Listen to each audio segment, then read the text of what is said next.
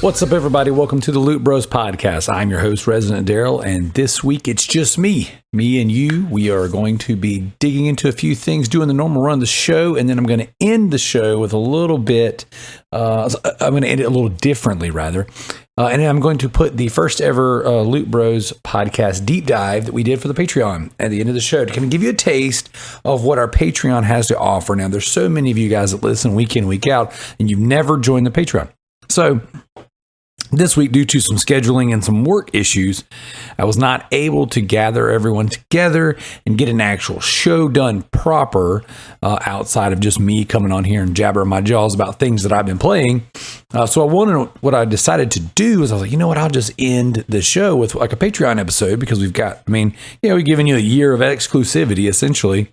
On the deep dive and the Super Loot Bros. So as I was kind of like scrolling through, I was like, oh yeah, we'll start with the first one. We're going to start with that deep dive. And I'm not going to do that very often. It's just something I want to do to show off, hey, this is what we do over there. This is what the deep dive is. You know, whether you like it, that's up to you. Okay. So that being said, this week's episode is brought to you by our Patreon producers. My name is Effing Mayo and Redbeard Rick. Thank you guys so much for all that you do and all the support. Thanks to everyone else who's on the Patreon as well. Also, what we want to toast to this week are all of the amazing participants in the Backlog Beatdown 3. So last week, what we did was the Backlog Beatdown 3 kind of halfway point. We had a couple community members come on and have some conversation with us. That was awesome. We had some other guests that we were kind of trying to fit in, but it didn't quite work out. So I definitely appreciate you guys for coming on. I appreciate everyone else for listening. So definitely Backlog Beatdown 3 has been a lot of fun. We've had a lot going on this year, so it's been very, very cool. So what I'm going to do is I'm going to jump right in just to what I've been playing. Now, this week has been a little bit different because I've been able to finish up a lot of games that like I started over the past couple years, some of them, and some stuff that I have just been chipping away at. So just, I guess, I'm going to start right at the top of my PSN profile list. Ratchet & Clank Rift Apart. I am just a few trophies away from that platinum. So I'll have that platinum this week, 100%. Great game, beautiful game. The gameplay is amazing. Like everything about Ratchet & Clank Rift Apart is awesome. And the length, like it's not an overly long game. And past the platinum, there's plenty of things you can do. Collectibles you can go get, armor sets you can go get. Weapons to unlock and what have you. So great game. Highly recommend it. I think that if you're a PS5 owner, that is a excellent PS5 game to play. And if you are like me and you really like the trophy stuff, like the trophy stuff. We all like the trophy stuff, you know what I'm saying? If you like the way the controller works, this game does a lot of really, really cute things with the controller. There's certain enemies that as you hit them, there's the microphone of the controller and it's like, it makes a couple noises. It really does a good job of adding atmosphere through that controller speaker, rather, not mic. So I highly recommend that you jump in Ratchet & Clank and give it a shot. It's one of the most beautiful games I've ever seen. So smooth, so crisp. And it's Ratchet & Clank. So if you like Ratchet & Clank, you're going to love this game. I think that it is a very, very good game to play. Next up on the list would be Demon's Souls. That's right. We have this for PlayStation Plus Premium, the PPP. And what I wanted to do is I wanted to give it a shot. I wanted to buy this game for my son, for Noah. And I remember playing Demon's Souls on PS3, and it was trash. So this is not a game for me. This is not a game that I want to play by any stretch of the imagination, but it's on the PlayStation Plus Premium. So what we did this past weekend, was we said, you know what, here's a family night. We're going to game it up. Me, all of the trio. And we passed the controller. Every time you die, you pass the controller. And we played, an hour and a half, just kind of getting our bearings. Very beautiful game. Oh my gosh, this game looks good. Do I want to play this game more? Not really. Will I play it more? Yes. I'll play this and I'll play Elden Ring with Noah. We're going to pass the controller and he'll carry me through it. I think Elden Ring we might actually play online together, but Demon's Souls I know we'll pass the controller because I believe, correct me if I'm wrong, Souls fans, that this one, it does not have any kind of summons. I could be wrong. I feel like I was told that. So either way, playing some Demon Souls. Next up on the list, shout out to my boy Tricky Mick. Tom Clancy's The Division 2. Guys, Division 2 is really freaking good. Like really good. Like I like The Division 1. It's a fine game. Division 2 is awesome. Like it looks better, it plays a little better. The environments are freaking really, really, really good. So I played, Tricky said in order for me and him to play together, I need to get to the White House. I played past the White House through the first mission. I think I'm on the second mission. Second mission past the White House. So this is definitely a game that I'll chip away at. I mean, I'll play with Tricky. You know, he'll carry me through it and I'll get the majority of the trophies and beat the game just because he's going to go in there and blitz through it for me. But I'm going to chip away at this game. I quite enjoyed my time with it. I put it in just to get, to where I needed to be so I could play with him. And I was like, man, this game, it's pretty good. I kind of like it. So definitely going to be playing some more Division 2. I had a lot of PlayStation credit kind of built up for my rewards points and all that stuff. So I did pick up some, not all, but some of the Resident Evil skins inside the Division 2. So I'll be running around with Chris Redfield's outfit and Hunk's helmet. So that's my character. Not a good look. Next up on the list, Batman Arkham Origins. I shout out to Rick for platinum in this game. Dude, I don't know what it is about this particular Batman game, but it's not my favorite. The boss fights are really good. I just beat Bane, or I just had the big Bane boss fight. And I'm having a really hard time finishing this game. I'm having a really, really hard time, especially a hard time. Like, I don't know if it's the map or if it's that I'm just not. I've played it over the past few years. I mean, I started the game, I don't know. I started a couple years ago. I probably started right when it came out, right after it came out. Either way, I've been playing it for a while and I don't know, man. Like, this is not clicking. Like, the game itself plays fine. It's getting from story point to story point that sometimes I'm just like, I'm getting lost on the map. I don't know what I'm looking for. But right now I beat the Bane mission, and then now I'm like, I don't even know what I'm supposed to do, and I got the shot glove. So I know there's like in the Metroidvania style, there's things that I can go do. But as far as like, I don't know. I'm on the fence about that one. Another game I was on the fence about, but finally pulled the trigger and finished is Alien Rage. This is a first-person shooter on PlayStation Plus Premium. Started on PlayStation Now. 20 trophies, no platinum, but it is a fairly lengthy game. And it's not bad. It's got all the DNA from Bulletstorm. So I think that either this team became the team that made Bulletstorm, or the talent left to become, because the enemies move the way they do in Bulletstorm. They kind of resemble them a little bit. The guns feel like they do in Bulletstorm. The point system exists similar to how it did in Bulletstorm.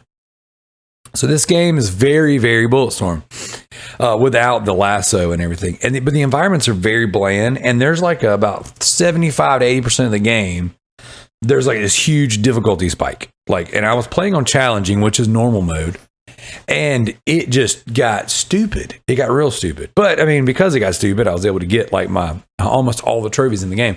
The only trophy I have left is to go back and beat the game on brutal. But I honestly don't see the point because there's no platinum. I don't know that I'm going to go back and get that last trophy. I think I'm going to sit on 95 on that one. It got really annoyingly hard towards the end. I can't imagine enjoying myself through brutal difficulty, just dying over and over and over again, especially towards the end. We'll see. I might get a wild hair and need the extra point on the backlog beatdown. Next up on the list, I played a little bit of Minecraft Dungeons with the kids. So what I'm doing is I'm sectioning off their game time and saying, hey, you can only play this time. You need to be doing some stuff outside. You need to be doing some stuff creatively. Don't sit in front of the TV and melt. This whole entire past last week, I let them just sit in front of the TV and play video games with their friends and stay up till midnight. And they're turning into monsters essentially.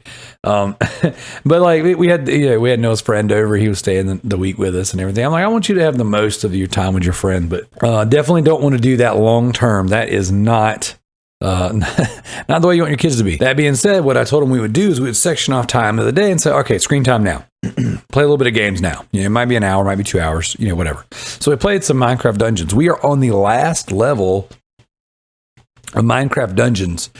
And I missed a lot of the middle of the game. Like, I'm not leveled up very good. Like, we started it together, and then my sons played a bunch. And then now I'm like a level 14. They're like a level 40. So we're in the last level, and we're dying a bunch, and I'm dying a bunch. So I'm like, you know what? Let's back up. Let's go back and finish all the other levels. Let me grind up and level up so that I'm actually helpful, not hurtful on the game. But we played that for a little while. Didn't really make any progress because we loaded up so late in the game. But we've been playing it. I played the Minecraft Dungeons arcade game, which is awesome, at Dave & Buster's last weekend with my son for my son's birthday. And so it kind of made me want to go play this game. But the thing that's better about the arcade version is the terrain's not all up and down and crazy. So you can have 4 guys on a screen, and you're not going to get stuck on the geometry as 3 guys move forward, 1 guy gets in a hole somewhere. Whereas with Minecraft Dungeons on the console version, that is not the case. And the terrain gets on my nerves. It makes it very frustrating to make progress if someone falls or someone gets stuck. And then, like me, I'm low leveled. So like if I can't have free reign of the screen to maneuver, I'm just going to get killed. So definitely, and I'm digging the game, but the arcade version is way better. Next up, Destroy All Humans remake, remaster, whatever you want to call it. The game is amazing. It's so good. Lay in the bed the other night, the wife was watching Southern Charm, and I just probed people and sucked brains out of cows. That was it. I got a couple trophies, just kind of running around causing chaos, but I treated it very much like Grand Theft Auto. I was like, you know what? This is what I want to do. I'm just going to play. The game looks and plays so good. I've already got the platinum on the PS4 version. I'm not necessarily like, let me back up. There's 2 versions of the game. There's the PS2 port that PlayStation did in the very beginning of the PS life cycle, where it was like the PS2 to PS4 games. Then there's the remaster. I've already platinumed the first game, the PS2 to PS4 version, and now they've got the remaster out. I don't know that I'm going to go for the platinum again, but I'm definitely enjoying just chipping away at the game and playing it a little bit here and there with no real direction, just kind of playing through. Next up, I got the platinum in Cat Lateral Damage Remastered. That's right, remastered. Took me about 8-9 hours to get everything done. Being that I've already platinumed the original game, I kind of had a better grasp on what you needed to do this efficiently. That being said, the objectives changed. There is a little tiny bit of RPG kind of mechanic. Like what they didn't just meowster the game. They actually added a bunch of new content into it, changed some things up, restructured it a little bit. But I mean, essentially the same game. First person cat simulator. You knock stuff on the ground. You have to find collectibles, things of that nature. Not a terrible game. Bought it from my daughter. But she played it for a little bit and kind of put it down. And so I picked it up and was going to play it. We were going to pass the controller, play it together, start popping trophies. I'm like, well, now I got to see it through the end. And because I knew that was a pretty attainable platinum, something I can do while I'm doing other things, watching trashy reality TV with my wife, went ahead, knocked that out. Last game on my list for this week is The Wonderful 101. This was a Wii U game that's been remastered and ported to the PlayStation and the Xbox. Man, I really, really, really wanted to like this game. I really wanted to like this game. I don't love it. It's not my favorite. I don't like the perspectives that much. I don't know that I like the controls for it. The general concept is cool. You're these little superhero guys that run around. You do little kind of missions, you break stuff, you beat stuff. It's a platinum game, so it's fun to play. But like, you grab and you save all these people, and the more people that kind of hover around you and build up your group, essentially, that like then you can create constructs, and like giant hands, giant ladders, giant things to do objectives. So I played that one for like an hour or so. I don't know, maybe it wasn't me. This is a game that like I've been anticipating, but I don't know that I'm enjoying. All right, let's head on over to our leaderboards. Leaderboards looking freaking stacked this week. Head on over to the True Achievements leaderboard. By the way, if you're listening to the show and you're like, hey, what are these leaderboards these guys are always talking about? All you got to do is go to truetrophies.com or trueachievements.com, set yourself up a profile, link it with your Xbox, your PlayStation, or you can even do Steam, achievements.com. And we have a Loot Bros podcast, Steam Achievements. But you can sync them all up. And then we read out who comes in at the top of the leaderboards. Now, each and every, I'll say month, not week, we have people add, and more people add to our leaderboard. So this is an ongoing thing that we do year round, and just week after week, we read out the top 5. So every 7 days, the leaderboard resets, and or your scores reset. It's kind of the way it works. And so depending on the day we read it out, depends on the day, how much score you have based on the last time. So for example, if I read it out on a Saturday night recording, you hear those results on Monday, your score might be different than it was on Saturday. You know, better or worse. Now, right now, I'm patching these in at a later date than the normal Saturday. So your scores might be better, might be worse. I'm not sure. So here we go. We're going to start off with trueachievements.com. Sadek taking his rightful spot and the number 1 with 4,445 achievement points. Next up, you got I'm Styling on You Bro, 4,130 achievement points. So very good on you. Next, we have Sony Pony to You with 1,715 achievement points. And then fourth place, we've got GDI Master Ace with 225. I almost said 330, but that's because I got a text message saying that we have a meeting at 3:30. So would you look at that? Next up, in fifth place, the Bearded Nerd with 30. Yeah, that's right. From 4,445 to 30 into the top 5. So the reason why I read those numbers out and I show you guys week after week how the difference in score is not to, rub it in the Bearded Nerd's face for how little achievement points he gets. It's not to prop Sadek up on some high hill, some mountain of a leaderboard saying, you are the champion, my friend. You are literally better than I'm Styling on You Bro. No, the reason why I say that is to say you, common person who listens to the show, who maybe just plays Xbox or just plays PlayStation, link up on our leaderboards. Get on, because you never know. You might have a week where you beat a bunch of games, or you beat the game, or you 100% a game, and you're like, wow, I ended up on the leaderboard, so I got to hear my name read out on the show, and all I did was play my games. So definitely do that. Definitely join and participate in the fun. Next up on the Loot Bros podcast leaderboards for the truetrophies.com, we got first place Affectatious Daunt with 463. He's killing it. The last thing he played was some Final Fantasy. The trophy is called What's Done Is Done. Next, we got Steigen Wolf 4 with 287 trophies. Good job. It's nice to see someone else on the leaderboard. And his bio, or her bio, says, check out my YouTube One-Up Wonders. So there you go. A nice little free promotion right there for you. Third place, we got the resident Daryl, that'd be me, with 52 trophies. So you see from 287, 463 to 52. So you see anybody can be on these leaderboards. Last thing I have a trophy in is Ratchet & Clank Rift Apart. MZ Nitro, 32. And then in fifth place, we got Red Beard Rick with 24. He's playing some Farm Together. Now, our PlayStation leaderboards is much bigger than our Xbox leaderboards. Our PlayStation leaderboards is 30. Xbox leaderboards, I think, was at 17. I'm not sure. And there's way more listeners of this show than there are people on our leaderboard. So feel free to join. And typically, realistically, the last 10 or so are usually zeros. So that's just the way it works. Next up, we're going to head on over to the Backlog Beatdown. And I want to give a special shout out to everybody who has participated this year. And this has been a very, very good year. I don't know that there's been a bad year. I think last year might have been a little on the difficult side in retrospect, but right now it's looking good, and I'm coming for that top spot. So first place, we got I'm Styling on You Bro, still hanging in there with 105 points. How does the Backlog Beatdown work, you ask? Well, all you do is if you're listening to the show, you play your games.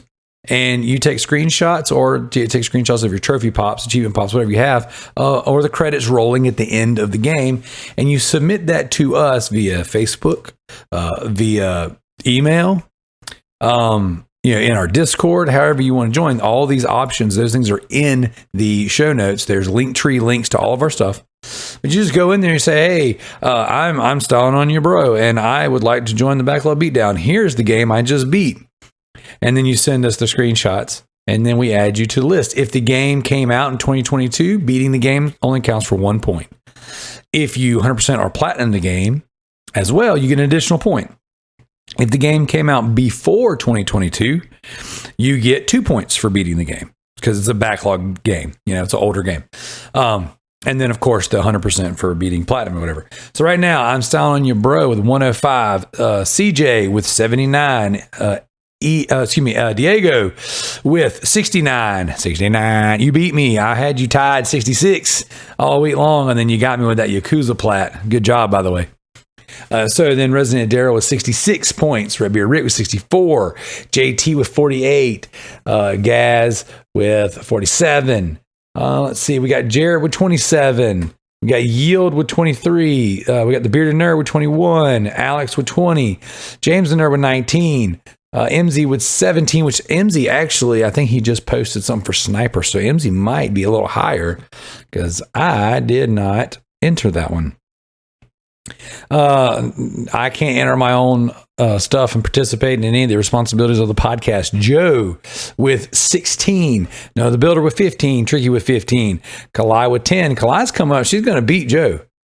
We got Homer with 9. We got Corey with 9. We got Dino Killer with 8. Spider Packs with 8. B-Wow with 6. We got Jim with 5. Sadik with 5. Now, here's a prime example, guys. I'm going to use Sadik as an example. Sadik got tons and tons of achievement points, so he's already had his name called. So we're gonna lean in a little bit. Sadik halfway through the year reaches out and says, "Hey, I want to participate in your little game." I was like, "Cool." He's like, "I don't use your social medias." I'm like, "Hey, all good, brother. Social media kind of sucks if I'm being honest. If it wasn't for the podcast and my business and my band, I probably wouldn't use it." But there's that. How can I play if I don't use social medias? Use the Loot Bros Podcast Gmail, the Loot Bros Podcast at gmail.com. Just email me your stuff. And the only reason I say you got to send it in, not just give me your word for it, is because I got to have a way to prove it to the board, prove it to the council. If you get audited, I got to have tax information. That last part's not really true, but send over the information, screenshots, all that jazz, and we will make it happen, Captain.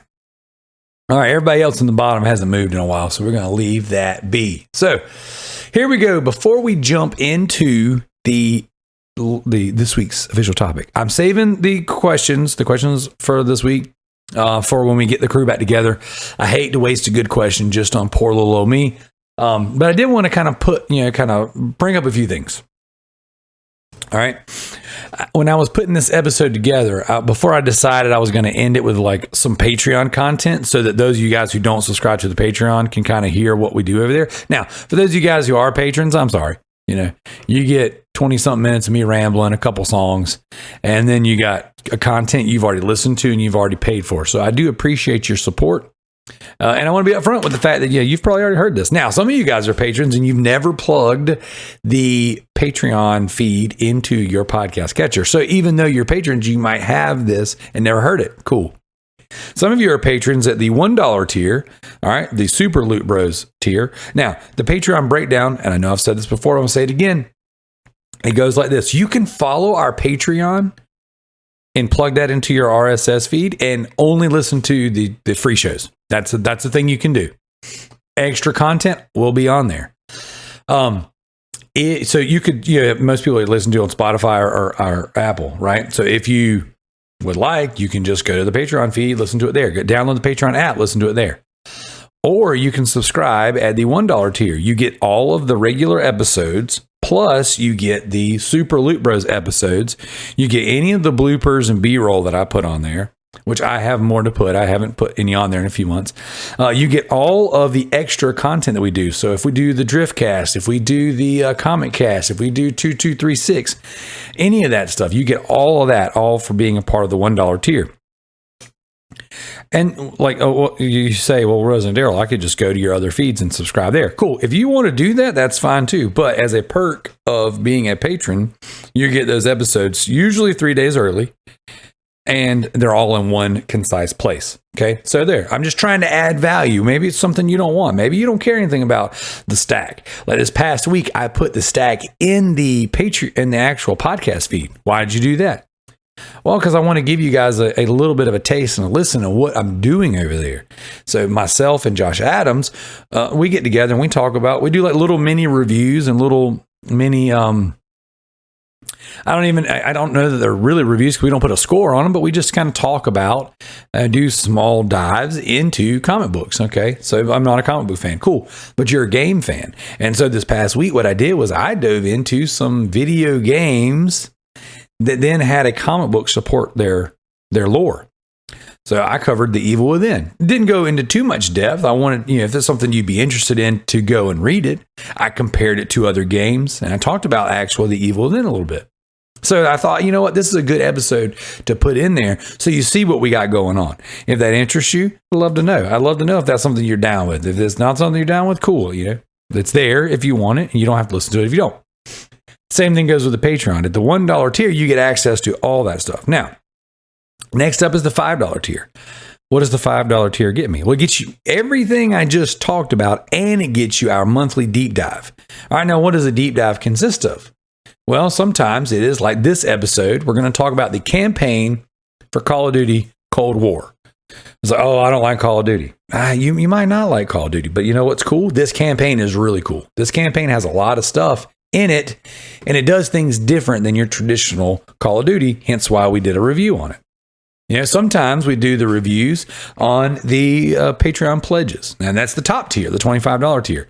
What does that $25 tier get me? Oh, well, I can pay $25 to the Patreon, support the show, support all the podcasts and all the things we're doing. And then in doing so, I can pick a game that these jabronis will review. They play them, and then they have to review them. So far, we've knocked out all kinds of great games. We've been pledged several times to play a lot of cool stuff. And then what I do is I might do the deep dive might be a pledge game because multiple people on the podcast have covered it. All right. If the pledge game is just something I've covered, then typically it goes in the Super Loot Bros category, and then, you have access to it. But yeah, we'll pull those games. We might have something like a movie come out, like we covered the Uncharted movie. We've talked about I don't even think this is a deep dive tier. I could be wrong. Actually, let me look. But I know I talked about the new Resident Evil movie. I got on and I covered Batman on there. I've covered the Batman, with Robert Pattinson. I covered Morbius. So there's all kinds of content. Not all of that was hidden behind a paywall. Some of that stuff was just in there. That being said, there's a lot on the Patreon. So if you're looking for more, or hey, maybe you're not. Maybe you're like, dude, I don't even like your voice. I just try to be nice, all good. So there's a lot of stuff there if you are interested. Now, why is it, Daryl, that you've done such a wonderful and amazing in-depth job breaking down all the things that you do with and for the community? Oh, well, thank you for asking. All right. So this show, the way this show started, this show was just me and my old bandmates, me and my friends. And we were talking about video games, and we had like a laundry list of things that we wanted to talk about. But over the years, through host changing and the interactions with the community changing, more things have leaned towards what we can do with you guys. That seems to be the way we get feedback, and that seems to be, what you guys are into overall.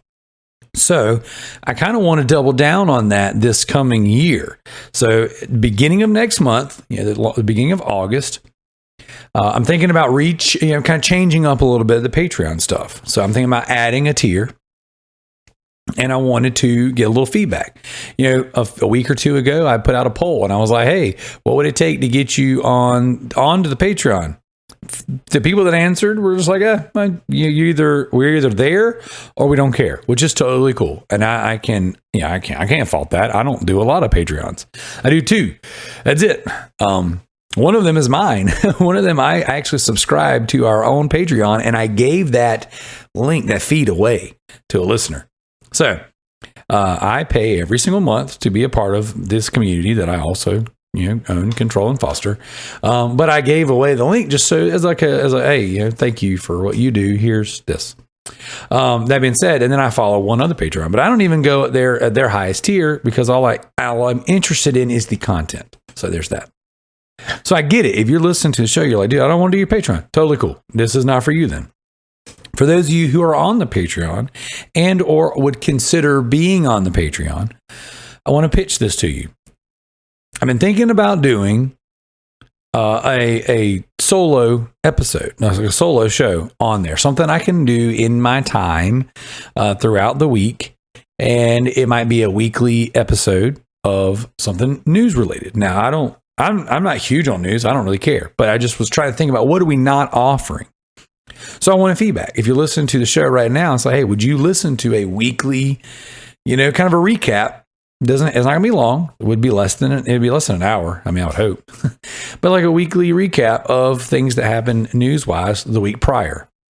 Is there a certain day of the week that you guys would want that? Do I already offer too much for you to keep up with? These are all things that I would like to know from the patrons and from the listeners. Now I'm going to put these questions, I'll put them out there in the groups and stuff. And then I'll also put something in the bio, in the show notes.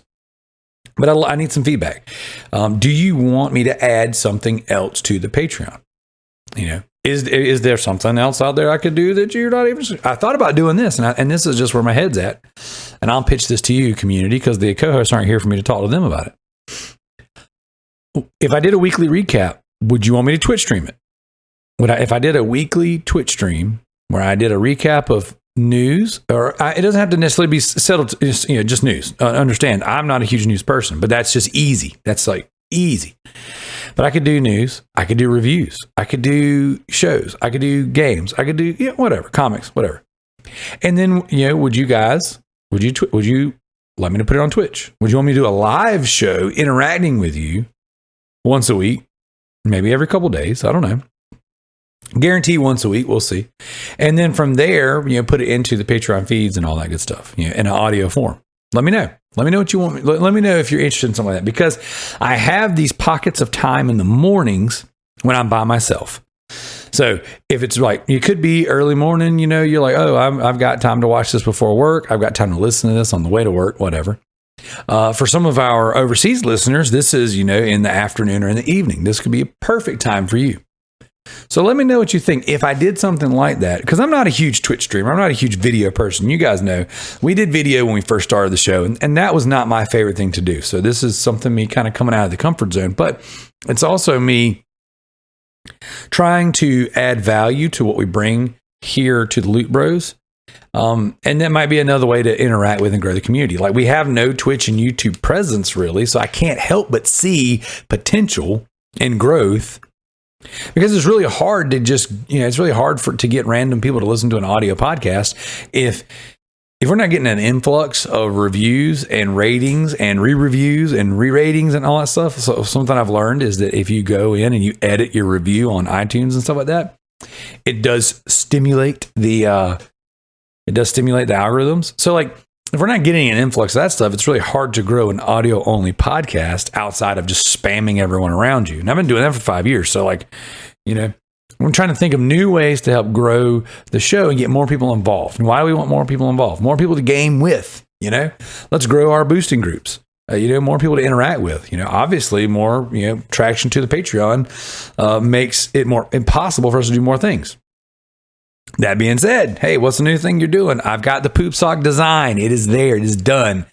And this week we will have a poop sock t-shirt available. I know, JT, you want actual socks. Still working on that one.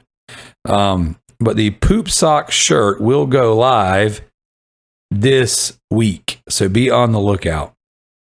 All right. I've got a bunch of things to do with my actual job. My actual, day to day. So I will be working that in. I have what I call a crush it list. If you listen to my mortgage podcast, my actual business and entrepreneur podcast called the DIY Mortgage Mindset, this week's episode 4 it's called Just Crush It or Go Crush It. I think that's what I called it. I don't even remember anymore. I've done so many podcasts in the past few days, like editing wise, I can't remember. But what we talked about just a positive mental attitude, attacking your day in whatever aspect, whether it be through gaming, whether it be through your business, whether it be through your relationships, whatever. Having a positive mental attitude is crucial into being successful. All right. And so what we talk about is applying that positive mental attitude to your job. And one of the things that was brought up on there is a crush it list. What is a crush it list? It's just a list, a targeted list of here's what I'm going to accomplish today. I'm going to put it down on paper. I'm going to line it all up and then boom, cross it out, boom, cross it out, boom, cross it out. It's very easy to say we're going to do a lot of things and then we don't ever keep track of it. There's no accountability even with ourselves on a notepad.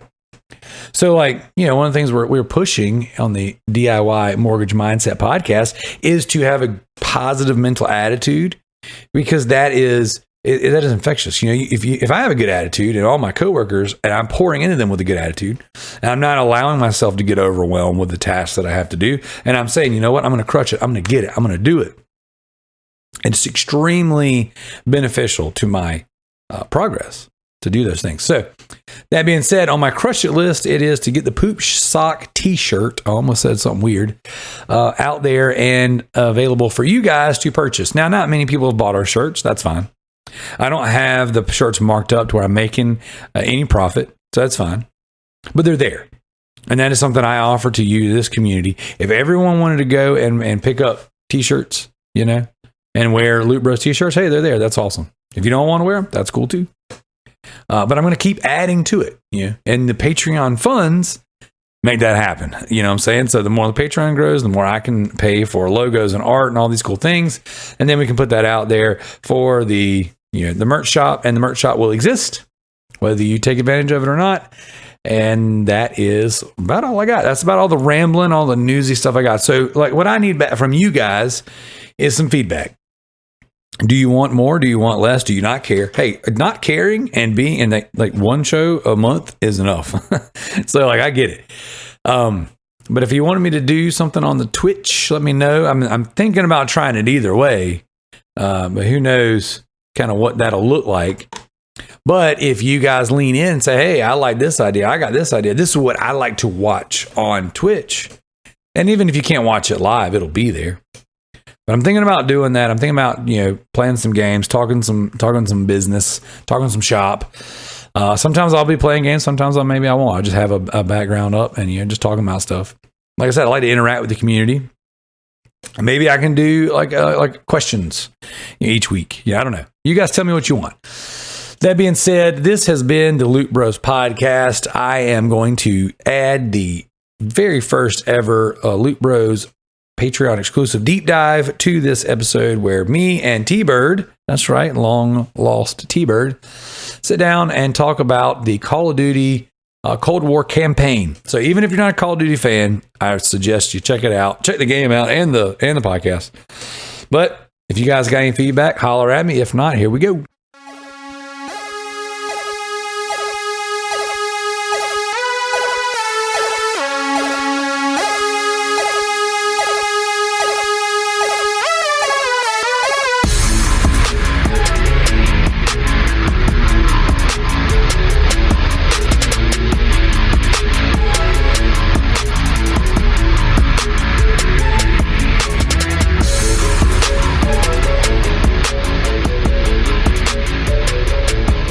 What's up, everybody? Welcome to the first ever Loot Bros Deep Dive, a Patreon exclusive.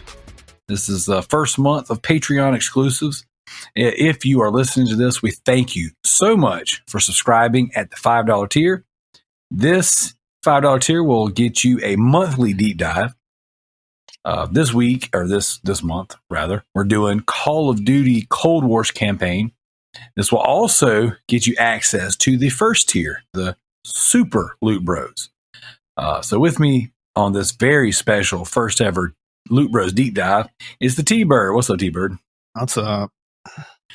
So if you're listening to this, you know who we are, you know what we do, and we are going to go in relatively deep, some would say extremely deep, on the Call of Duty Cold War campaign. Now, T-Bird, This is awesome for me and you. Okay. You and I have been playing Call of Duty games for a very long time. You have been deeper in the Call of Duty multiplayer than I ever have been. And I don't know if you've played every single campaign, but I have played all the campaigns to date. So Yeah, I think it's safe to say we're both pretty versed on Call of Duty. What do you think? yeah, that's safe. That's safe to say. I think I have played every single campaign that's came out. That's good to hear, because I was going to ask you, because I want to pitch a Super Loot Bros topic to you. I would like us to sit down one night for Super Loot Bros and rate the Call of Duty campaigns, like your best to worst. So I'm down for that. I mean, I have to go back and replay some of them, but yeah, same here. We could even do the multiplayer. Like obviously, I'd be more so gleaning off of your expertise than my own, but just kind of rating which ones are better. So, Call of Duty Cold War, T-Bird. This is a very special one. This is the first one of the new gen. So we've got the Xbox Series S upgrades to the visual fidelity and things like that. We've got obviously the PC version, and then we've got the PS5 version, which in my opinion has a little something special to offer that the rest of them do not. Now you guys have been listening to the show. You've heard me harping on how much I like the adaptive triggers and the haptic feedbacks. And this particular game I bought specifically to experience, those gimmicky controller features. So, T-Bird, where did you play Call of Duty Cold War? Definitely played it on PC because I wanted to experience the whole play the campaign with the ray tracing and everything. Yeah, and that ray tracing is the truth on this campaign. There you go. So, what was your overall thoughts? I guess your general thoughts, of Call of Duty Cold War. It was a solid campaign. I honestly, since this is kind of a deep dive, we're spoiling stuff, right? Oh yeah. We're going. If you're listening to this, you came for the spoilers. It was a good campaign. I wasn't expecting it to be like oh look, you're actually one of the bad guys, but you didn't know until close to the end of the game. Yes. Yeah. It was awesome, man. Like my initial thoughts were it was really good. It looked great. It felt great. The Call of Duty, Activision, they put a lot of money, a lot of production value into their campaigns. And they always have the crispiest of the audio. Like there's a certain sound that comes with like a tube amp when you're playing guitar.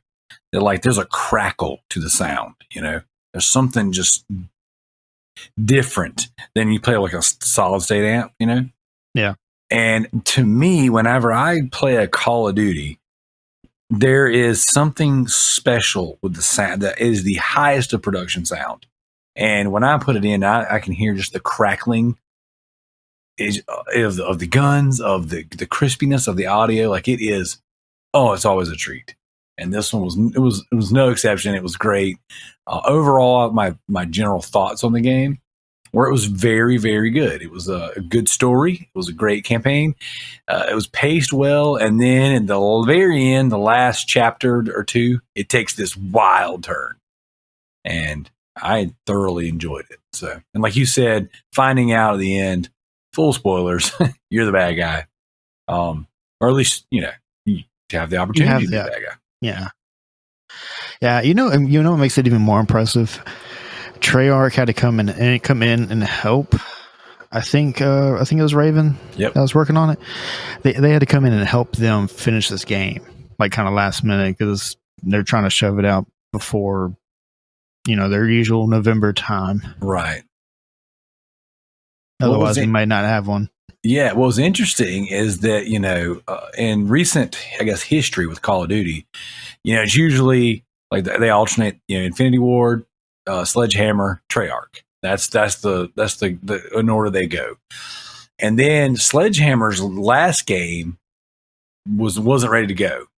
So then Treyarch had to go early and release the Call of Duty Battle Royale, which was good. I mean, it was, I prefer a campaign, but it was good. So then all the rumors are swirling around that this one wasn't going to be ready. So it was all hands on deck, all studios on deck to get this game out. And it was quite impressive. It was short. I think it was one of the shorter of the campaigns. I think I remember I was watching a recap on it. I think they said it had like 6 actual campaign missions, plus not including all your side missions you can go do. Right, which the side missions were good. I thought that they added a lot to the game. You didn't have to do them, and in order to unlock them and to do them properly, you had to find collectibles and find intel and stuff. Oh no, I totally just looked up guides for those. I was like, how do I solve this puzzle? Oh, is this? Okay. Well, so that's interesting right there. So this game, it's like an onion. There's a lot of layers. At surface value, it's a 5-6 hour max Call of Duty campaign, run and gun, point and shoot. But then, like story-wise, it really does kind of unfold. But before we dig into the story too much, I know we've already spoiled a little bit of stuff. Let's kind of knock out like our general thoughts on all the intricacies were of the actual presentation, and then we're going to just go full blown, into the story. So graphically, it was great on PS5. It looked really good. Playing it, I didn't mess with any kind of sliders or toggle. I just put it in, played the game, and it played. It looked amazing. How was it on PC?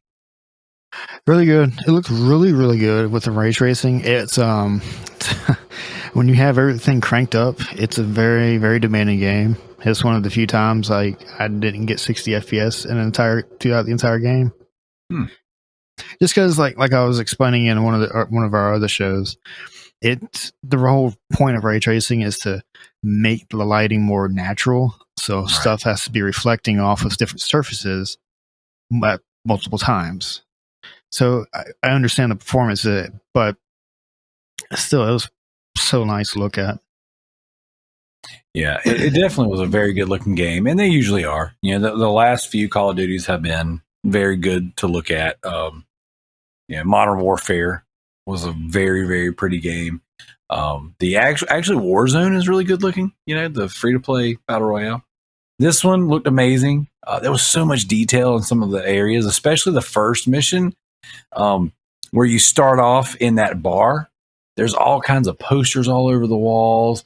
There's so much stuff to look at in there. And even as you're chasing the bad guy, like the little rooms and the different opportunities, the different paths you have to take to get to him on the rooftops and stuff, there's so much stuff in every room, man. Yeah. It was one of those things where I was like, I'm going to miss something. There's something cool in here. I got to see it. But it was very, very interesting. And I already said the sound was great. I don't know how you played it. I put in my 3D audio, Sony 3D audio headphones, and it sounded phenomenal. Yeah, I mean, I had headphones on. I don't remember which ones I had on at the time, but it sounded fantastic too. So, and then I said before that, like, I think the PS version kind of has something that the other versions do not have, and that's the DualSense. So this game was marketed that on PS5, every gun will feel different. And there's different trigger pulls. Obviously with the adaptive triggers, each gun has a different trigger pull. And then the haptic feedbacks, every gun feels different. And man, I gotta say, it really worked. It really was. Now, it's not like some astronomical, tremendous, like, oh my gosh, this gun feels totally different. I can't even use this one. But they all did feel different. There were different. There was different resistance set on the different controllers, or on the triggers rather, and it was very interesting. Just like how, like you get something that's heavier. Like some of the pistols, heavier caliber pistols, things like that. The sniper rifle. When you pull that trigger, there's a little bit more resistance and a little bit more rumble. But then you grab like an MP5 or something, or an AK. And you just start rattling shots off, and then there's a lot lighter of a trigger pull, and then the rumble and resistance or the haptics are just totally different. Yeah. So, it actually one of my favorite things to shoot was this little. I can't remember what it was called. It wasn't called the Punisher. It might have been called like the Redeemer or something like that. There's like a little handgun you find in like a lockbox. on one of the mid missions, like in some kind of like Russian. I can't remember if it was like a satellite, some kind of station. The place is kind of dilapidated and broke down. I don't remember what the mission was called, but like you find a little lockbox key. You know what I'm talking about? I think so. I think I remember. I think I remember finding some of those. It's really one of the first areas you start to have like little Black Ops style, like you're seeing things. Yeah. And it was really cool, but there's a gun in there, and it might have been called like the Resistance or something. It was something cheesy. Is it was it the snow area? Yes, the snow area. Yeah, I think that was a shotgun. No, it wasn't a shotgun. No, there was in that little lockbox. There's like a little revolver or something, like a Magnum revolver. Either way, that thing had a nice pop to it. Again, using the DualSense, it was cool. So I thought that was a pretty interesting. That was one of my favorites. One that really stood out as far as like one of the guns. But overall, Call of Duty's guns always feel the best. That's where you go for a good shooter. It's tried and true. It's very seasoned. But yeah, the DualSense it was a very good addition. I'm very, very pleased with the way these things have been implemented so far in these early games, and I really hope that that's something that continues in the future. So, but yeah, I'd have to experience them first. Yeah. So far, I'm not like wowed by what I've experienced. Yeah. Well, just between Resident Evil 8 and Plague Tale: Innocence and Call of Duty, I mean, like realistically, if no other game used the DualSense, those three games make it worth having. It's just it's really cool. So, in my opinion, anyways, I think that's very neat. I think Plague Tale might really be the better of the three, just because like the amount of rats in there, and just feeling that haptic feedback. After a while, shooting machine guns or assault rifles and things like that, it's like okay. Like you fire so many bullets for a while there that it's just like you kind of like okay, I understand this. Yeah, you kind of get used to it, but it's very interesting. So so it looks good, sounds good, plays great. Overall, my opinion of the story was it was really good. I know you said you enjoyed it. Anything in particular that really stood out to you that made it enjoyable? I know one of the more over the top things was chasing down the airplane with the RC car. That was ridiculous. It sure was. Let alone the chasing it down with the RC car. You're also chasing it down with a Jeep. Yeah, that's not happening. And you put the RC car down, and it outruns your Jeep that's seemingly maxed out, like you're driving as fast as you can to catch up with this plane. And it's on this endlessly long runway.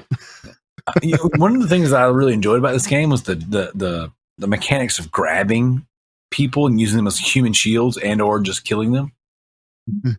Like I thought that was really neat. Like that's something that I've seen in other games, most notably The Punisher.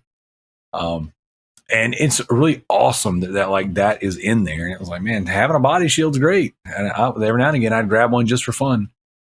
And I enjoyed it. I honestly never did that. Really? I didn't even know that was an option. So I just kind of shot everything. The kills, like the body shield kills, they were very graphic. Stabbing people, like slicing their throats and things like that. So it was one of those things where I did it almost just to kind of see what the game I had to offer. And it was just a fun way of doing things. And every now and again, I grab a body shield just because, like, I'd be turning a corner. There's 2 or 3 guys ahead of me, and here's this one random dude. Let me grab his shield, pop one dude, and then while the other guy shoots at me, I kill him. And it just added a little bit of depth to an otherwise point and shoot, run and gun game. Mm-hmm. So I enjoyed it. I like going back to the weapons and stuff. There was a point in time where I picked up a bow and arrow. Did you use that at all? Yes, I remember using that. It was a lot of fun. There was a trophy for shooting a guy while you're rappelling on the bow with the bow and arrow. Yeah, I didn't even know that. Yeah, it was pretty dope. So I enjoyed it. But yeah, getting into the story elements, the beginning starts off and you're on like a foot chase, and you you're chasing down this guy, you're trying to beat information out of him, whatever. Yeah, Call of Duty. That's what you do. Yeah, naturally. But what I noticed immediately was at the end of the interrogation, I had the option to detain him or to kill him. What did you do? I'm pretty sure I detained him. So you're a good guy, T-Bird. I think so. I gotta preface this. It's been 7 months since I played the campaign, so I don't really remember all my decisions. Well, I shot him. Oh, excuse me, I didn't shoot him. Not this particular guy. I threw him off the building. Oh, that guy. Yeah, no, he totally got thrown off the building. Yeah. Yeah, like, so I was like, oh, I can do the good guy thing or the bad guy thing. I tossed him right off the building, and it was awesome. I was like, whoa, wait a minute.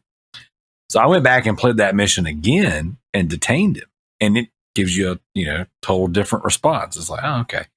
So what I learned was that throughout this campaign, there are multiple instances where you could save these people and it would change the ending, or you could kill them. So it was very interesting. Yeah, that was the first time I've seen them do anything like that in a Call of Duty game. I know they did. I think it was Black Ops 3. I think that's one of the first ones where they had multiple endings to it. Kind of have the same thing. Your decisions affected the game by the ending of it, obviously. And I think it was along the lines of like that too, depending on who you killed or let live, kind of messes everything up. Now, I do remember playing that game, and I remember it being okay. I didn't think that campaign was great, but I do not remember. Wait, no, I'm sorry. That's Black Ops 2 I'm thinking about. Okay. No, Black Ops 3 was the stupid one. With robots and stuff. Yeah. No, that was a dumb one. Yeah. Which, either way, I mean, the Black Ops games are weird in general, and this one is technically Call of Duty Black Ops Cold War, but it was very interesting. It was the first time I had really noticed, especially early in the game, that like, oh, wow, there's something different here. Now, kind of moving forward, there was the stealth mission where you needed to sneak into the apartment and get that guy's briefcase behind the hidden wall. Yeah. And you had his wife kind of like on the phone and doing things in the house. Uh-huh. So like another thing that was just interesting and different for a Call of Duty game, although not unique in gaming in general, was that you could tranquilize her, or you could like knock her out, and then you could position her and just drop her off anywhere in the house. Now, what you're supposed to do is put her on the couch and make it look like she's sleeping. Yeah. I knocked her out and then took her to one of the back bedrooms and then just troll tossed her. She was laying across the bed. And then, like very Hitman style, I like closed the door and left and then proceed with the mission. But there's a certain point where the actual NPC goes down there looking for his wife and then finds her on the room. It ruined my mission. Yeah, I figured as much. Still be pretty funny to see it. It was pretty interesting, man. It was, again, like for a otherwise normally linear point and shoot experience. There was a lot of freedom in certain areas, like I grabbed his wife a couple times and kind of stuffed her in random spots, just kind of like moved her around. And then I realized, oh, I'm just supposed to knock her out and put her on the couch. So when I did that, then I quit failing my mission. So, but how many times did you fail that? It was twice. Okay. But again, it was one of those things where it started to give me freedoms that I wasn't used to in a Call of Duty experience. So I started to play around with it. And I'm like, man, this is really cool. So I ended up kind of moving into a different mission where you have more opportunities. Now, each of these missions, like we had mentioned before, there's intel. There's clues and hints that you can find that start to pile up, and you can solve puzzles to unlock the side missions, right? Some of those puzzles were completely random. Like your version is different than my version. That's why I said like I had to look up guides for some of them just to like kind of understand what I needed to be looking for. Right. And just to understand how to solve the puzzle. Yeah. And then it was so like as you're going through these missions and you're like, oh wow, there's different layers. So I could save this person or kill this person. That's going to change something in the game. Whether or not I find the intel or the clues, that's going to determine whether or not I'm even equipped to unlock the side missions. And then when you unlock the side missions, if you don't have all the intel, you can't decide which of who is who and which is your actual clear targets that may or may not be Russian operatives. Do you remember all that? Oh yeah, I know. I remember that. It's spent a lot of time like looking at this one person trying to figure out which one it was. I think on my playthrough I guessed wrong. Like, because you have to pick 3 people that you think are like undercover informants or undercover Russian agents. Yeah. And I think I just guessed because I was missing one piece of intel or something. I think I got everything right because I don't think anything bad happened out of it because of it. But I sat there for like 30 minutes, like just looking over everything, looking at everybody, making sure I picked the right thing. And again, you know, this is Call of Duty. You're not used to having to do stuff like that. So like, it was very cool, man. I sat back and I was like, I really admired all of this. I was like, this is awesome. What a cool experience. And then, you remember I forget what it was called. There was that town you had to go through that was basically set up like downtown, like a downtown area in America. You mean the training facility? Yeah, yeah. Yep. What'd you think about that? That was actually one of my favorite missions. I had a little trouble getting into the building, I think, just because I was kind of messing up my shots and they kept spotting me.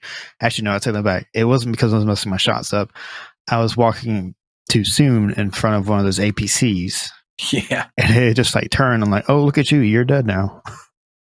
What was awesome is, again, you had the freedom to do a lot of the stuff stealth. But then tangentially, or I guess outside of that, you like once you got in there, like it got me thinking like there's multiple different paths you can go down, different places you can hide, like seeing all of the different little targets set up everywhere. And I was like, man, it got me thinking like, I wonder if stuff like that really exists, you know? Like, do other countries have, or do we even have, you know, facilities set up to mimic or look like, you know, a different country, maybe a place we would go and go to war. And so we could train in a place to make us comfortable in those battlefields. I 100% believe that's true. Because we also have like, there's abandoned military bases around America that have underground tunnels. Yeah. So I mean, like, what do you think is down there? It got me thinking of when I was playing that mission was, you know how like they always say that the reason why we didn't do well in Vietnam was because we weren't used to the guerrilla warfare and the way that, you know, the people that we were going against, how they were conducting and traveling and doing all those things. Yeah. And I was like, man, I bet this is the legit thing. You know, it's like, yeah, sure, this is like a dumb thing in a video game, but I never thought about it that way. That like there are facilities out there where people are training to make it look like, you know, they're going into a video store. There's like little targets and mannequins and stuff set up outside the pizza place and the donut shop. And it was pretty interesting. Definitely a very fun mission. Yeah. Yeah, so, it got a little dicey towards the end. Yeah. Sure did. And then you know, kind of getting into some of the other missions that were, again, very I always in the shows, I'm always like, oh, Call of Duty Ghosts is a great game, you know, and I mean that because I enjoyed the story, I enjoyed the campaign, and I enjoyed the variety of missions, you know, space missions, you know, the mission where you're on the snowmobile and you got to shoot the ice out and stuff like that. You know, there's a lot of memorable spots in that game for me, in my opinion. And this one was very reminiscent of that because there were so many missions that were very different from each other. And there was one mission in particular where you had to, you were a mole, a Russian mole, inside, I guess, the Russian embassy. Good God. Yeah, that was a good one. Yes. And there were so many options, right? So essentially, it was the KGB headquarters. They were they knew that there was a mole, and they were starting to shut down clearance, security clearance to the underground portion where essentially the American soldiers were going to come in at. So you had to pick your path on how you were going to obtain the key to get the American soldiers into the embassy, and then you had to lure in some soldiers so you can get their uniforms to get all the way down to that underground safe room where those computer files were at. Yeah. And I'm curious to see if you remember, like, did you play that mission more than once, or you just do it one time? I did it once, and I tried doing almost all the options. There's some of them I think I was just missing one or two things for. I ended up having to go and convince the guy that they're interrogating to help us. Yes. Because I'm pretty, he ended up killing that guy that was interrogating. Yes. Yeah, one of the generals. And see, and that was awesome. So I played through that mission 3 times, and I tried various different things. And that was another one where you could sneak through it and take out soldiers, and you could hide them in like file cabinets and in closets and stuff. I did it to a few of them, I think. Actually, I had to whenever I had to go downstairs to get the the vial of crap or whatever it was. Yep. And there's whole versions of that playthrough where you don't have to do any of that. Like, so there was one point in time where I had framed the general. So you had to go down. You could go downstairs. You could frame him, and you could get his security key that way, right? So you had to go downstairs. You had to basically fake some documents that show that he was the one calling out to receive the American soldiers. Yeah. And there's like a whole stealth section where you got to crawl through vents and do all kinds of stuff. Or you can do like you were talking about, and I did a playthrough where I just convinced the dude in the interrogation room that I would protect his wife and daughter if he killed the man. So it was awesome. There was so many options, and there was an optional option in there for you to kill an informant, someone who was there that the American soldiers were worried that were going to tip them off. I don't know if you did that, because there was a few odds and ends you had to do to get to where you could get to that guy. I want to say I did. I want to say I did everything to do that to get to him, but I could be wrong. Oh. There was another one. It was awesome, because it was like, oh man, I told him, of course, on the phone. I was like, yeah, I'll do it. Sure. And then I get to the part where he's at, and the dude's just sitting in the office smoking a cigar. So I pick up the Cubans, and then the Cuban cigars, and then I killed the dude. I was like, man, it was just impressive to me how many options were there, how much content was there. Yeah. Definitely has replayability to the game. Yeah. Oh, yeah. Most definitely. Definitely. And again, it's one of those things where I didn't expect this out of a Call of Duty. Now. Oh, yeah, I know. So that whole section where you put the gas through the vents, and then you have a serious firefight all the way out was freaking awesome. I had a firefight all the way in and out. Nothing about that part was easy for me. So I can imagine on realistic that part is insanely tough. I'm glad I don't care about playing those games on Legendary or whatever anymore. I'm way past that time. Yeah, I've done a few of them that way, and it's definitely not something I'm looking forward to doing on this one. But the game was awesome. And I enjoyed it enough to go back and play through it again. I've played through a few times now, like certain missions, like the motel mission where you have that insane, firefight you have to go through to get to the hotel to get the files. Yeah. Which is one of the side missions. So they were good. So all the side missions were great, and the fact that they were kind of locked behind puzzle stuff that you have to do was pretty interesting. So, but I guess really the main thing is the ending, like you do all these things and you have this, even with the changes and the advancements they made in the formula, at the end of the day, it was still a Call of Duty campaign.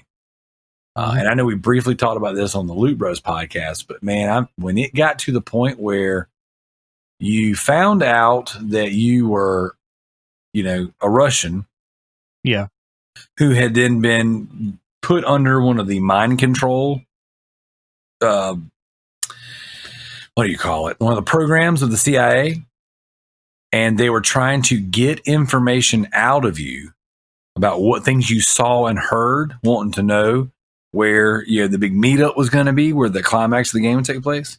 Mm-hmm.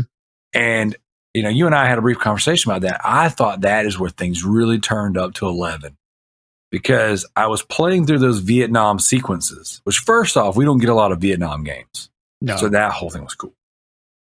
But second off, the guy was narrating, kept telling me what he needed me to do. And I was like, as the player, I'm like, oh, I'm going to do the opposite. What did you do? Exact opposite of what he told me to do. Same here. It's like, sorry, Adler, I didn't really like you anyway, so I'm going to do this. And what you find out is that he was trying to feed you false memories so that you would believe that you and him had history together and you were working together to do things. So then he kept telling me to go in this door, and I would go, he would say, and then you went right. So I would go left. And then this door would pop up. And then you went into the bunker door. And I would completely avoid the bunker door. And I did that. I have no memory of this big red door. Get it away from me. Yes. And I did that over and over and over and over until finally there was a certain point in the game where I was on a rope drawbridge. And this is after multiple times of him restarting the simulation, quote unquote, yeah. And him dropping the door like from the sky in front of me several times. And finally, he drops the door on the drawbridge, and I literally cannot progress any farther. I thought you could turn around and go back from that one. I had been doing this song and dance for so long, I don't remember, because there were times where I turned around and went in the opposite direction, but I feel like he drops the door there again. I feel like there was a time where it's like, I felt like I pushed that so far, I think it finally just said, like, you have to go through this door. Yeah. And he kept warning me that I had to, and I pushed it and I pushed it and I pushed it. And I just felt so much freedom, like as the player, I'm like, I'm breaking this. This is amazing. Yeah. I think mine stopped when I was in the actual, that underground. It's not the underground. God, what was that? I think it was actually inside or something. No, I got past the cave. It's the part where you were actually like in there in that lab or something where you could see they were actually brainwashing you. Yep. I think I kept going through a loop with that, and then eventually made me have to go through the door. Same here. I did see, and that was another time I started to try to break the experience, because once I went through the bunker door, then it would have me in the lab, and I continued the process. I wasn't looking through the mirrors or anything, and the kid kept trying to get me to go through the door, and I wouldn't do it. Yeah. And it was interesting. Now, did you get put in the cave for a little while? Yeah, I found that weird underground cave where zombies just started spawning at me. Yes. I didn't last very long in that. It was very terrifying. Yes, it really was. Especially since you that light was only around you, and they were coming at you from all different angles. Yes, correct. So it was very interesting. The fact that was all just in a random Call of Duty section, and I kept feeling like, as the player, I'm breaking the system. So that whole scene plays out, and then you find out that you're told, and you kind of relive your dreams, you kind of relive like your memories essentially, and you find out that you were one of the was it Perseus or Pegasus? What was the code name they kept using? I think both of those are wrong. I don't remember. All of a sudden, I can't remember who or what the big code name was for our movement. But either way, they thought it was a person, but instead it was a group. But you find out that you are basically the right-hand man of the leader of the KGB. And the left-hand man shoots you, guns you down, which you witness in the beginning of the game. You don't realize it. You don't realize that the character you're playing, you witness him get gunned down in the very beginning of the game, which I thought, again, was very, very cool. So you find out that not only that, but you know deep down in your memories that you know where this big meetup is going to be and where this next, I guess, section of the invasion is going to be, to where a bunch of nuclear bombs are going to be released in Europe. So all this leads up to a point to where there are all these weird memories and all these weird, crazy sections you're playing through. They give you the option. Do you tell the truth? Now that you found out that the CIA was using you and brainwashed you, do you be the good guy and tell them the truth? Or do you be the bad guy and tell them the false plan that you learn about in your memories? What did you choose, Tanner? I went a good route and was like, sure, I'll help y'all. I'll tell you where the bombs are at so we can go stop it. How does that play out?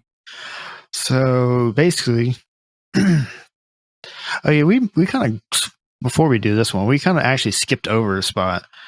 Because remember when we first were like getting real close to actually figuring out who was behind this, we had that little fight in the villa. And you had to make a choice of like leaving one of the characters behind. Oh, yeah, I do remember that. Who'd you pick on that one? It was between Adler and somebody else. No. It wasn't Adler. It was the girl. It was the girl and some other dude. I chose the girl. I chose to save her. Yeah, I did too. So because she was really nice, and there was certain like in between the missions, there are certain dialogue sections where you kind of get to, very Mass Effect style, where you get to know your people better, and I'd say very Mass Effect style, very Mass Effect light, where you get to know your people better and you get to have dialogue and conversation with them. Yeah. And almost like your crew that you're doing a heist with. And I chose the girl just because it seemed like all of our dialogue was very positive. How much of that stuff did you listen to? Like, did you listen to some of the conversations they were having amongst each other? I tried to listen to all of it as much as I could. Or at least when I remembered, I was like, oh, yeah, there's like a kind of a hub world now. I need to actually go back and listen to this. Same here. I would even follow them around when they would say, hey, let's speak in private.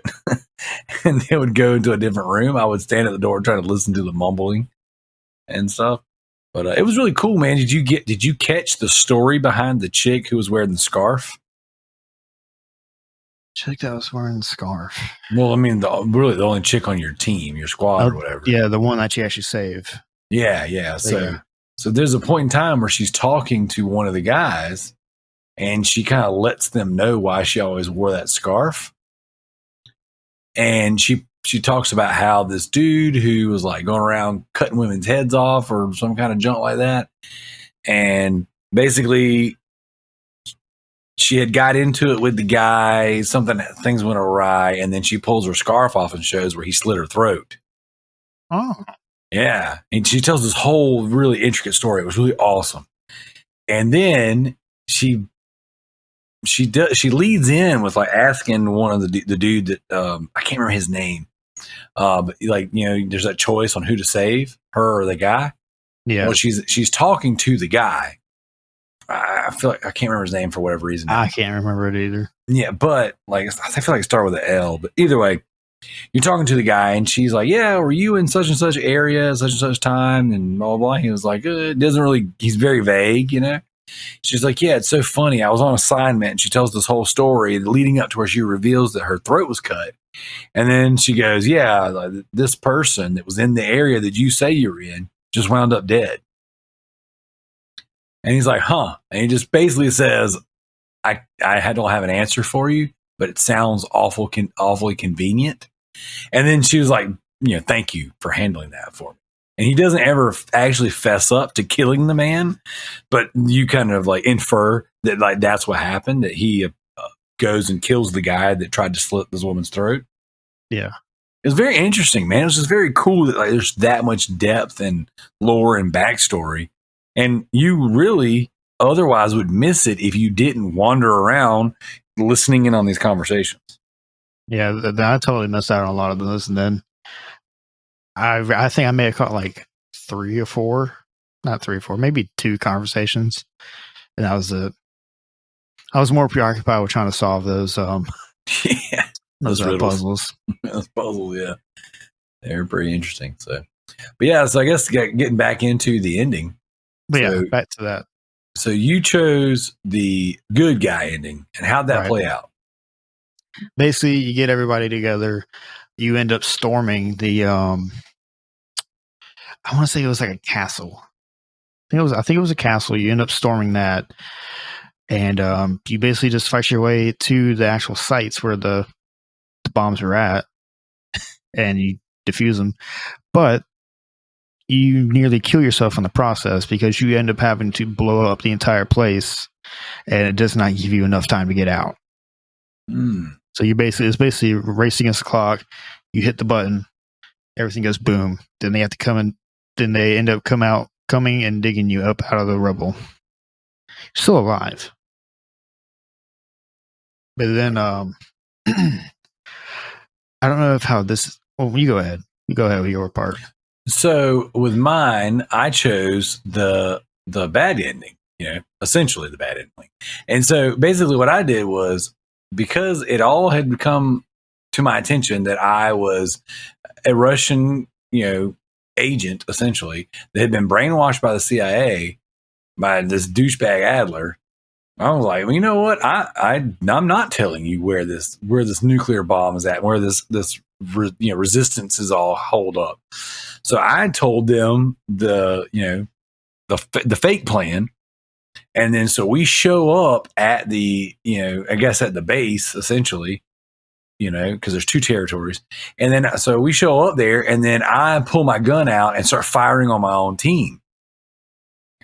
So then I partner up with the Russians, and I gun down my own team. And each team member is essentially like not so much like a mini boss, So what happens is you have all these American soldiers there, and you just turn on them and start fighting them, start killing them. And then when you get like to a certain section of the map where one of the team members is at, when you kill them, it does like a bit of a slow motion death camera thing. Yeah. All the way up to the final battle with Adler. And then with Adler, it's, there's a little bit more dialogue, and then you have the option to just gun him down. So, and it was, and then, the dude's like, oh, thank you, comrade. It's crazy. He thought that we were all Perseus, or whatever the guy's name is. Or excuse me, he thought that the Perseus was one person. Oh, and then they hand you the detonator, and they're like, pull the trigger, comrade. And then boom, you blow up like a dozen nukes throughout Europe. Okay. Sounds more exciting. It was awesome. So at the end of mine, you get a little extra cutscene at the end. You and Adler are overlooking like a cliff by the ocean. Yeah. Then you have a Mexican shootout. Yep. Basically, y'all draw your guns and you try to shoot each other, and it goes to black before you even see who gets shot. What's funny is so my first playthrough was the bad ending. And then I was so excited. I posted a bunch of stuff in our Facebook group, and then I looked it up and saw that there's technically 4 endings. So then I went back and made the good decision and did exactly what you were just saying. So I played through that one, but I have not played through the other 2 endings yet. Yeah, I have not. What are the other 2? What are they even supposed to be? Well, I would imagine it has something to do with the order of people that you save and or don't kill or whatever. So, because I didn't do any one. So, like for me, I killed the first guy, right? But I didn't kill the second guy. In that one room that he's like tied up and they're interrogating him. Yeah. And then on my first playthrough, my first playthrough, I don't think I killed the guy in the KGB headquarters, but on my second playthrough, where I was kind of going through mission to mission, I did kill him. So I didn't look into it because I didn't want it to be spoiled for me. I wanted to hopefully by the time we did this, be able to play through the other ones. But I just didn't have the time to knock out the other two endings. So, and I don't know how much they'll change, because essentially, you know, it might just be like an additional cutscene after the two main things, because like, essentially your main choice at the end is good or bad. Yeah. So, and I think from there might be something extra depending on if you were all good, all bad, or whatever combination it was. So, but overall, the two endings I saw, I thought was amazing. I thought that was very cool, and I loved that option. So, what about you? Yeah, I'm actually really curious now. I might go back. I might actually reinstall the campaign and go back and try to figure out these campaign endings now. Yeah, especially since like the other two have no idea what they're going to be now, so it could be fun. Yeah, absolutely. Give me a good reason to go back through it. Well, yes, I think it's cool because it gives you a little bit of replay, value, and again, it's an interesting enough story. Because at the very end, there's like that final kind of like recap where they've got all the evidence laying out as the credits and stuff are rolling, and it's kind of telling you like the it sounds like there's like KGB officers, and they're kind of talking about, oh well, this person didn't make it, this person died, blah blah blah, this person that's right, escaped or whatever. So it's very interesting, it was very cool. So I'm assuming, and I know that I think I know where part of mine messed up is because I didn't have all the intel to determine which one of those three targets, because there's like 8 people in that one mission, that one side mission, and you have to pick 3 of them that you think are the KGB informants. So I think that's where I went wrong to get one of the additional endings. So, but overall, man, I thought the game was great. I think it is I would encourage anyone who's listening to this to play it. I think that it's totally worth the money. The amount of content you get outside of the campaign is astronomical. I mean, the zombie mode, the multiplayer, and then, of course, the way they've got everything kind of built in to tie in to Warzone, the Battle Royale mode. It's pretty incredible. Yeah, the tie-in's okay. I mean, I haven't done much with it, so I can't really say that it's valuable or not. But the fact that it all exists is pretty dope. Yeah, the Warzone tie-in is just kind of dumb. They took the map back. They took the map back to that time period. Everything just looks brown. Oh, okay. Older. That's literally the only difference. Well, I definitely look forward to, the next Call of Duty. I think that having Raven in the mix was awesome. I think that they did some things that were a little different. You can definitely see that Black Ops, that weird. And that's another thing too, is like I've recently played through almost all the Call of Duties again. So having Hudson in the mix, after playing through the Call of Duty Black Ops games, it's like and remembering his story and kind of how things were going, and then like going through a little bit of Vietnam and everything. It was awesome, man. Like I enjoy these games, and every now and again, I think it's good to have a popcorn action, straightforward shooter. And then this one was definitely one of my favorites. So I would say top 3 for sure. Yeah, I don't know if I'd put it in the top 3, but it's up there. Awesome.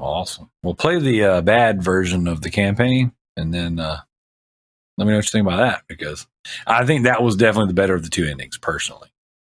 Yeah, I actually just found there's technically there's only 3 endings. Okay. There's one good, one bad, one good and 2 bad. Oh. Basically, basically it plays out the same way, except you don't. Let me see. Yeah, and you're right, by the way. It is Perseus. Okay, gotcha. You don't inform them. You still go to that do the mission, but they just kill you. Oh, okay. They just outright kill you and so blow off all the nukes. Sweet. I still got to see it, so yeah. What will be the 4th one? Because I believe there's a trophy for getting all 4 endings or variations of endings. I'm looking at an article right now. There's only 3 endings. Huh. Maybe, I don't know, man. I got to look back and see what that trophy description was. So, either way, it's dope. I think the game's great, and I think that it's a must play. So, and I would recommend playing it if you like the gimmicks, if you like the haptic feedback and the adaptive triggers. This is one to experience because it really does do all that stuff. So, T-Bird, you got anything else you want to add? No, I ain't got nothing else. Awesome. Well, thank you for doing this. Ladies and gentlemen, this has been the first ever Loot Bros Patreon exclusive deep dive, episode 1, Call of Duty Black Ops Cold War. Let us know what you think. Patreon obviously acts a little bit different than a normal podcast. So, you guys send us some messages, send us some feedback. If you are subscribed at the producer or you play tier, you have access to the first 2 tiers, which is the Super Loot Bros and the Deep Dive, and you would have access to vote on what it is you want us to cover next. So let us know if you want us to dig into some more of these Call of Duty campaigns, or if you have a campaign or a game that you want us to play through. Check out that $25 tier where you pick, we play. T-Bird, it has been an absolute blast. I enjoyed the game. I enjoyed talking about it, and I look forward to us doing this again. Oh, yeah. Until next time. Later. Now, if you listen to the Stack 'em episode, Stack 'em if you got them, the Comic Cast episode that I put into the podcast feed last week, I put a song on there, another remix from one of the RPD songs we have, and I like it a lot. Like, I like it a tremendous amount, actually. So I'm going to throw it back on here for this particular episode. I know not everyone who subscribes to the show listens to all the trash that I throw in the feeds. So this song is by RPD, Resurrection Pending Death. But this is a remix of our song, Only Cowards Run.